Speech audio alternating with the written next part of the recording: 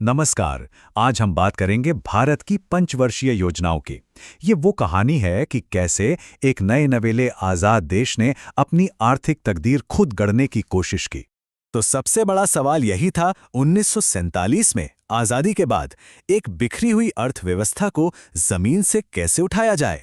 सोचिए, ये वो सवाल था जिसने करोड़ों लोगों के भविष्य की नींव रखी। इस पूरी कहानी को समझने के लिए हम इन कुछ हिस्सों पर नजर डालेंगे। प्लानिंग की जरूरत ही क्यों पड़ी? शुरुआत में खेती और उद्योग के बीच क्या बहस थी? फिर आगे चलकर रणनीति में क्या बड़े बदलाव हुए? इन योजनाओं का अंत कैसे हुआ? और आखिर में इनका हिसाब किताब क्या रहा? क्या सफल रहा और क्या नहीं? तो चलिए सबसे पहले ये समझते हैं कि आखिर प्लानिंग की जरूरत पड़ी ही क्यों। 1947 के बाद भारत के हालात थे कैसे? देखिए, 1947 में भारत को विरासत में मिली थी एक टूटी फूटी अर्थव्यवस्था। ग्रोथ लगभग ठप थी, गरीबी का आलम था और न खेती का कोई ठिकाना था, न ही इंडस्ट्री का। अब इतने बड़े बड़े मसलों से निपटने के लिए एक मास्टर प्लान तो चाहिए ही था, और इसी का हल निकला पंचवर्षीय योजनाओं के रूप में। हाँ, ये आइडिया सोवियत यूनियन से लिया गया था, लेकिन इसे भारत की अपनी मिक्स्ड इकोनॉमी के हिसाब से ढाला गया और इसे लागू करने की जिम्मेदारी मिली योजना आयोग को। तो अब आते हैं सफर के शुरुआती पड़ाव पर।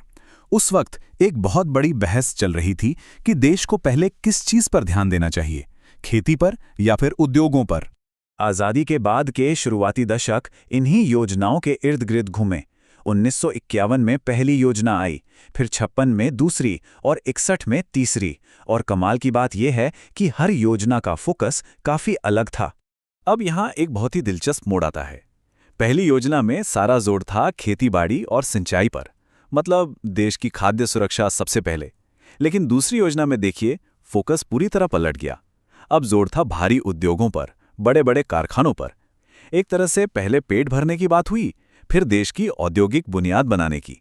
जाहिर है, जैसे जैसे वक्त बदला, देश की जरूरतें भी बदली, तो योजनाओं की जो रणनीति थी वो भी एक जैसी नहीं रह सकती थी। उसमें भी बड़े बदलाव आए। बाद की योजनाओं में गरीबी हटाओ, आत्मनिर्भरता और सामाजिक न्याय जैसे मुद्दों पर ज्यादा ध्यान दिए जाने लगा। और फिर आया 1991 का दौर, जब आर्थिक उदारीकरण के साथ एक बिल्कुल नया अध्याय शुरू हुआ। और फिर करीब 6 दशक बाद ये जो पंचवर्षीय योजनाओं का लंबा दौर था, वो आखिरकार खत्म हुआ। ये भारत के आर्थिक गवर्नेंस में एक बहुत बड़ा बदलाव था। सोचिए जरा, 1951 से लेकर 2017 तक कुल मिला के 12 पंचवर्षीय योजनाएं लागू की गईं। ये अपने आप में 66 साल लंबा एक आर्थिक प्रयोग था। तो फिर क्या बदला? 2014 में वो पुराना योजना आयोग भंग कर दिया गया। उसका जो टॉप डाउन वाला तरीका था ना, मतलब दिल्ली में बैठकर पूरे देश के लिए प्लान बनाना, उसे खत्म कर दिया गया और उसकी जगह आया नीति आयोग।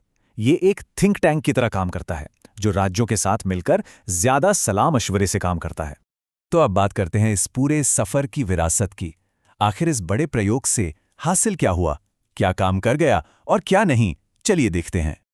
अगर सफलताओं की बात करें तो खेतीबाड़ी में कमाल का काम हुआ। इस चार्ट को देखिए। 1950 के दशक में जहां हम सिर्फ 55 मिलियन टन अनाज पैदा करते थे, वहीं 2010 तक ये आंकड़ा 265 मिलियन टन तक पहुंच गया।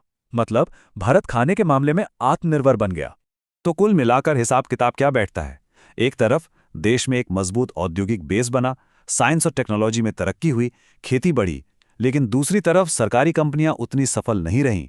जीडीपी ग्रोथ कई दशकों तक धीमी रही और गरीबी और असमानता जैसी बड़ी चुनौतियां बनी रहीं। और ये सब हमें आज के एक बड़े सवाल पर लाकर छोड़ देता है कि आज की इतनी तेज और बदलती दुनिया में क्या भारत को अब भी एक लंबी अवधि की राष्ट्रीय आर्थिक योजना की जरूरत है?